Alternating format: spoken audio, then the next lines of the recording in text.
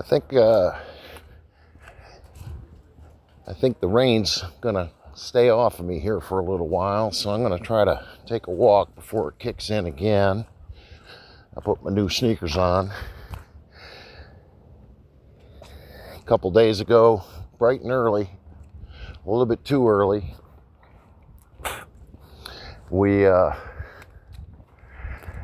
I was awakened by the sound of a giant bush hog machine, the kind that is attached to the front of a tractor. And what it was doing was clearing the green road between our house and my next door neighbor a number of years ago when they were working on the road. It had something to do with the EPA, and they had dug down some 20 feet into the road and blew up a bunch of bedrock near our house. Had something to do with water flow, I suppose. The next door neighbor relinquished to the city some of their land where this detonation had to happen. And I'm grateful for that. I'd been mowing their grass for years, and it was a part of the property that was never used. It was just mowed. Maybe about 30 feet wide. And, I don't know, 150 to 200 yards deep. And what was once private property became rather unkempt city property, as happened on the other side of our house, where there used to once be a sidewalk, but there no longer is. It's all underneath sediment and tree roots and stuff. I guess if it doesn't make money, money isn't spent on it. And here's another house I used to cut in the grass. There used to be a big chestnut tree in the front yard, not anymore. You can barely see the house.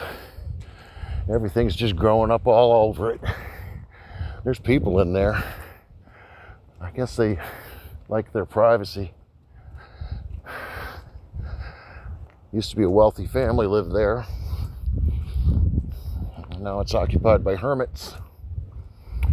And the castle on our street here has been empty for quite a while.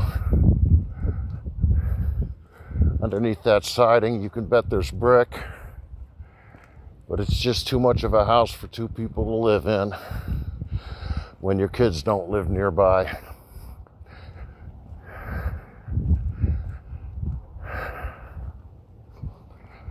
I've been listening lately to a lot of discussion and trying to find some wisdom regarding not talking. In other words, not uttering what the voices in one's head are perseverating about. And it's pretty good advice. But I don't think that it's a decision that should be taken rashly. Oh Lord, this house is now empty. Oldest house on the street.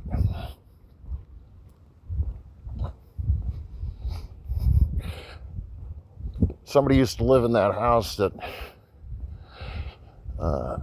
had a child that played with one of our daughters, and we thought we might become friends with those folks. We had a few things in common. I guess in hindsight, the only thing we really had in common was that the dad in that family and I both drank too much and believed that people that can associate with one another when they're drunk like each other. I've since learned that the reason why most of us drink when we're around other people is because they're the kind of people that would make you drink.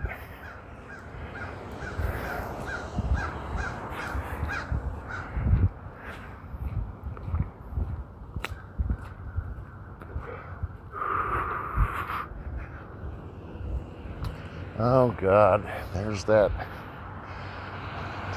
terrible early childhood development center that all the elites send their kids to.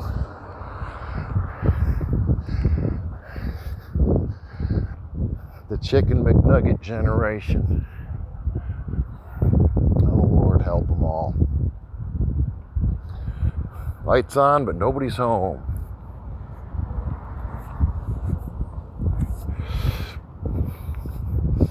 I forget which one of the great thinkers said that if something is unexamined, it's really not worth feeling anything about. Because feelings are contagious, and bad feelings are super contagious. People love to repeat a bad thing, which they haven't scrutinized. So they've leapt from ignorance to militant behavior, like jumping into a swimming pool without having checked to see if there's water in the pool, because you feel like it right now. And I can say that I've made a lot of mistakes over the years in arriving at a conclusion suddenly and without evidence because of my feelings. Because the things that haunt us will make us do really, really stupid things and think that we're actually in a defensive posture while we do them, without ever ascertaining whether or not there's something to be afraid of. It's the things that we really can't see or choose not to, I think, that scare us the most. Because the possibilities, particularly the negative possibilities, the possible bad outcomes. I just stepped over a stone wall. Are screaming in the absence of investigation, kind of like an advertisement, you know, of what could happen to us if such and so were the outcome. And so we focus all of our attention and effort and calories on avoiding that outcome, when in fact it isn't the most probable outcome. And inadvertently, I suppose, we don't get the outcome that was designed just for us, because he couldn't trust that a good thing would happen. I just stepped into a wind tunnel here on Hell Avenue. Some people call it Henry, I call it Hell. This is where the heartbeat of the marketplace beats loudest. I'm turning uphill now so I can get some buildings between me and this cross draft that's hitting me from what was once the tallest building in Rockingham County. Central Hotel. When Eden became Uptown, hi, which I call Fuptown, they decided that that building might best be owned by someone that was dancing to the Kenite beat.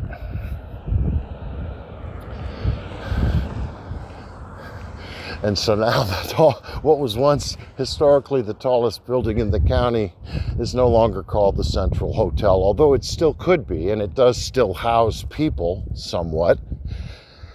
They decided to call it Ray Commons.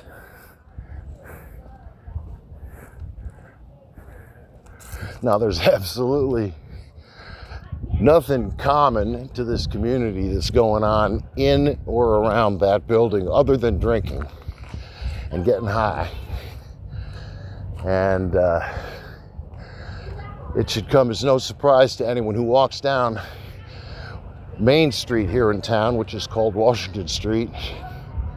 It should come as no surprise to anyone why they called the historically tallest building in Rockingham County Ray Commons. After all, what does it represent? It represents what people have in common here in what is presently the principality and the hierarchies that rule this place and everywhere else. They're just a little more overt about it here because there was a doctor back in the 1950s. And remember, the Roaring Twenties were roaring for a reason. That was when people were still very influenced by the British Victorian age, which itself ran on cocaine and cross-dressing. So,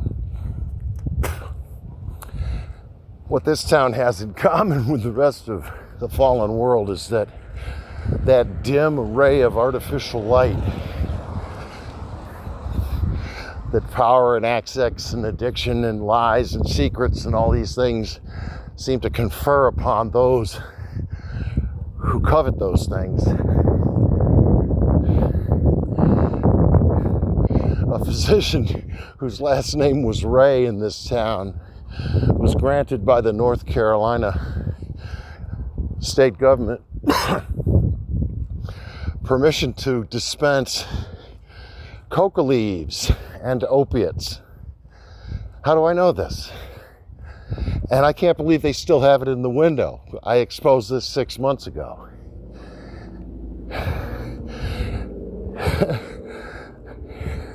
It's right in the window of this little town's beloved museum and has been for about a year. Or maybe 2. I bet you if there were anyone I could ask a question to and get a sincere answer from, they might tell me that window display came in at the same time that the building was renamed Ray Commons, as a way of leaving a breadcrumb for people that are watchful and we're wondering, what is it that is the big, tall thing?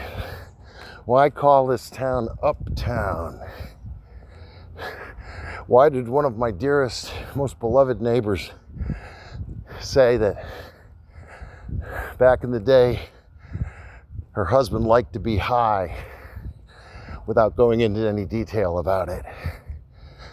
I think that ever since what Dr. Ray made common in Eden, which was then called Leaksville, right here, where the American Textile, Fieldcrest, Marshall's department stores, Karastan carpets, and child labor were king. Put the parents who don't approve of the dark religion in insane asylums for whatever reason. Anything other than compliance, you get to go to the insane asylum. Maybe it's because we killed your husband in a war and you're trying to raise these kids up all alone in poverty. You must be crazy. We'll take you away from those children and tell everyone we're protecting them by putting them in an orphanage. But the orphanage was a school that created more schools. They called them industrial schools. And where many of our older high schools now stand was once an industrial training facility where the destitute could be taught skills that would feed them and make it possible for them to have families. And try to go forward with those families successfully, even though you knew nothing about being a father, because you never knew your own for very long. Before these wars of the Standard Oil Company and friends took out the memories of the heads of the households of the earth from around 1812 right up until today, with increasingly lethal weapons, increasingly non-human decision making, and everybody's back to poverty again.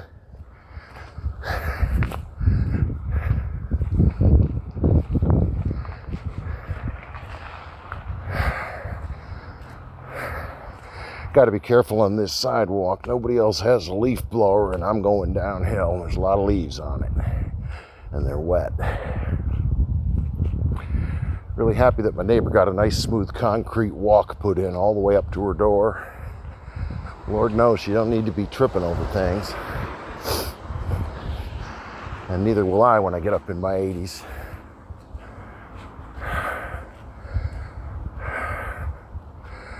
I was able in my mind to find some missing files, as it were, about part 2 of an incomplete book that I started 15 years ago. And I've been able to recover most of the text and memories of the images that accompanied them back then, and the myth that second part was to communicate. So I imagine for the next few days I'm going to be diving into trying to recreate, or at least create, the illustrations for 17 pages of part 2 of the Watchtower. That should keep me busy and quiet. And I am just now stepping from my neighbor's property onto my own.